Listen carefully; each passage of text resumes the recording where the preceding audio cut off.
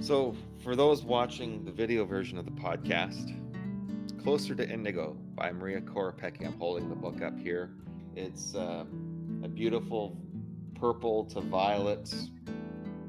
The main character, Maria, who is you, but not you, Right. started out as you, and took on a life of her own, which I think is awesome. So, do you like who you met? Oh, yeah. Yeah. I really came to appreciate, like, wow, that took a lot. That took a lot to go. Yeah.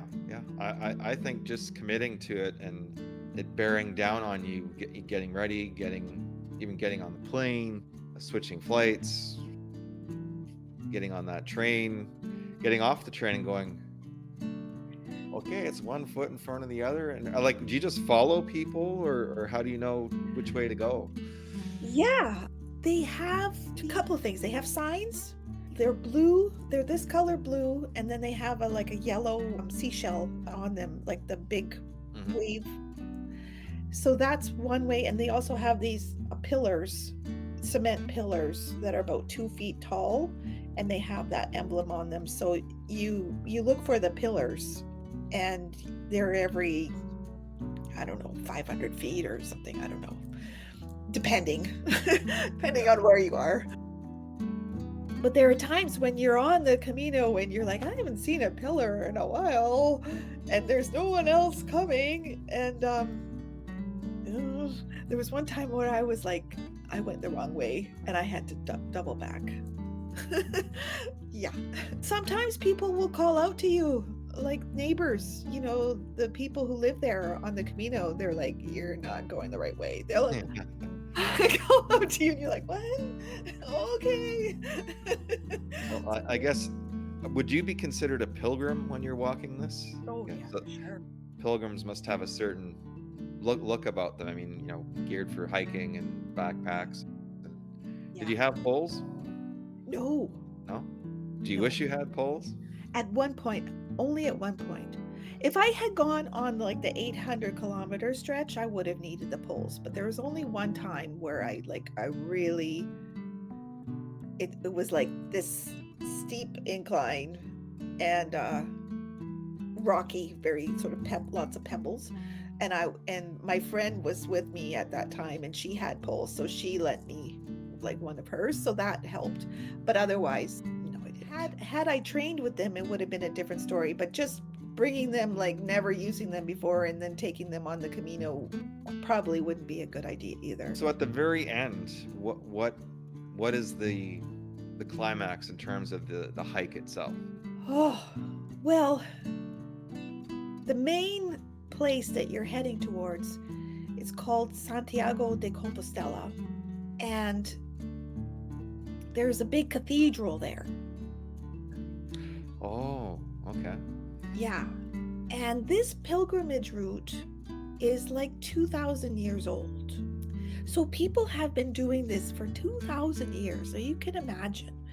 And there's like, sometimes there's like medieval stretches, and sometimes you're on a highway, sometimes you're in a eucalyptus forest, sometimes you're on a mountain, sometimes you're in a little town and there are lots of people around, sometimes you're the only one for miles, and so that's part of the journey, right? And then so you finally get to this place. It's a big city, and the story is, it starts with Jesus.